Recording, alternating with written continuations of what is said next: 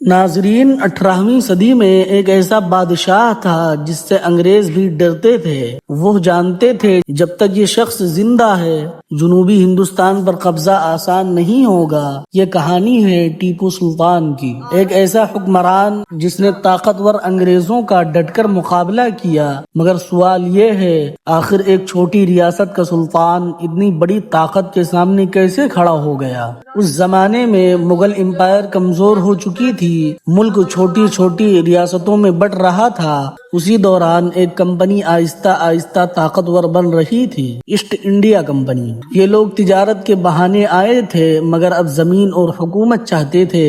جنوب میں ایک مضبوط ریاست تھی اور یہیں سے ایک بڑا چیلنج اٹھنے والا تھا۔ 1751 میں ایک بچے کی پیدائش ہوئی، نام رکھا گیا فتح علی۔ بعد میں یہی بچہ ٹیپو سلطان کے نام سے مشہور ہوا۔ ان کے والد تھے حیدر علی۔ وہ شاہی خاندان سے نہیں تھے بلکہ ایک کامیاب فوجی کمانڈر تھے۔ انہوں نے اپنی محنت سے اقتدار حاصل کیا تھا، اسی لیے وہ چاہتے تھے کہ ان کا بیٹا مضبوط بنے۔ ٹیپو سلطان کا بچپن عام نہیں تھا۔ انہیں کم عمری سے سکھایا گیا گھوڑ سواری، تلوار چلانا، تیر اندازی، فوج کو کیسے سنبھالنا ہے۔ انہوں نے فارسی اور عربی بھی سیکھی۔ نوجوانی میں ہی ٹیپو نے جنگ میں حصہ لینا شروع کر دیا تھا۔ 1767 میں ایک بڑی جنگ شروع ہوئی۔ یہ جنگ میسور اور انگریزوں کے درمیان تھی۔ اس جنگ نے ٹیپو کو بہت کچھ سکھایا، دشمن سے کیسے نمٹنا ہے، فوج کو کیسے حرکت دینی ہے اور مشکل وقت میں فیصلے کیسے لینے ہیں۔ یہ تجربہ بعد میں ان کے بہت کام آیا۔ ٹیپو سلطان سمجھ گئے تھے کہ اگر انگریزوں سے لڑنا ہے تو فوج کو جدید بنانا ہوگا، اسی لیے انہوں نے نئے ہتھیار اپنائے۔ میسور کی فوج خاص طور پر مشہور ہوئی جنگی راکٹوں کے استعمال کے لیے۔ اس دور میں یہ ایک بڑی فوج ترقی تھی، ان راکٹوں سے دشمن گھبرا جاتا تھا۔ 1782 میں حیدر علی کا انتقال ہو گیا۔ یہ بہت نازک وقت تھا، جنگ جاری تھی، دشمن مضبوط تھا۔ ایسے وقت میں ٹیپو سلطان حکمران بنے۔ انہوں نے گھبرانے کے بجائے فوج کو منظم رکھا، لڑائی جاری رکھی، ریاست کو کمزور نہیں ہونے دیا۔ اب اصل ذمہ داری ان کے کندھوں پر تھی۔ میسور اور انگریز دونوں جنوبی ہندوستان پر اثر چاہتے تھے، اس لیے ٹکراؤ بڑھنا لازمی تھا۔ ٹیپو سلطان نے کوشش کی کہ طاقت کا توازن قائم رہے۔ انہوں نے بیرونی طاقتوں سے رابطہ بھی کیے تاکہ انگریز زیادہ مضبوط نہ ہو جائیں۔ اب انگریز انہیں ایک بڑے خطرے کے طور پر دیکھنے لگے تھے۔ برطانوی سمجھ گئے تھے جب تک میسور مضبوط ہے ان کی توسیع آسان نہیں، لہذا سیاسی دباؤ بڑھنے لگا، اتحاد بننے لگے اور ایک نئی جنگ کا خطرہ پیدا ہو گیا۔ ناظرین، 1798 میں انگریزوں نے ہندوستان میں ایک نیا بڑا حاکم بھیجا۔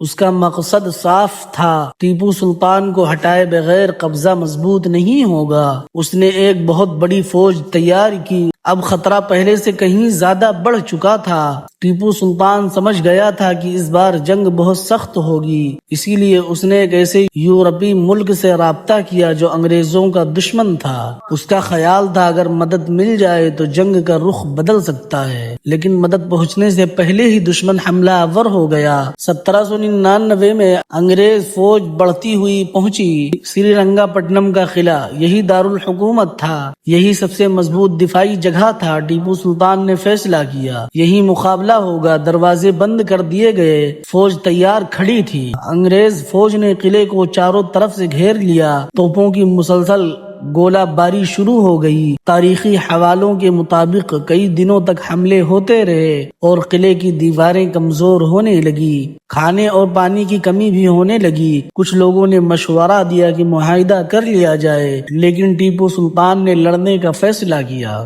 آخر کار وہ دن آ گیا، 4 مئی 1799۔ انگریز فوج نے زبردست حملہ کیا۔ قلعے کی ایک دیوار توپوں سے توڑ دی گئی اور فوج اندر داخل ہو گئی۔ شدید جنگ شروع ہو گئی۔ یہ عام لڑائی نہیں تھی۔ تاریخی کتابوں کے مطابق ٹیپو سلطان خود جنگ میں شریک تھے۔ وہ اپنے سپاہیوں کے ساتھ لڑ رہے تھے، انہیں گولیاں لگیں مگر وہ پیچھے نہیں ہٹے۔ لڑائی کے دوران سری رنگا پٹنم کے دروازے کے قریب سخت مقابلہ ہوا، وہیں ٹیپو سلطان شہید ہو گئے۔ بعد میں ان کی لاش وہیں ملی۔ جنگ کے بعد میسور کی طاقت کمزور پڑ گئی اور انگریزوں کا اثر ہندوستان میں مزید بڑھ گیا۔ ٹیپو سلطان کو اس لیے یاد کیا جاتا ہے انہوں نے طاقتور دشمن کا ڈٹ کر مقابلہ کیا، آخری وقت تک جنگ لڑی۔ کچھ لوگ حکومت کرتے ہیں اور بھلا دیے جاتے ہیں، اور کچھ لوگ تاریخ بن جاتے ہیں۔ ناظرین، اگر آپ کو ایسی ہی مزید ویڈیو پسند ہے تو ہمارے چینل کو سبسکرائب کریں اور اس ویڈیو کو زیادہ سے زیادہ شیئر کریں۔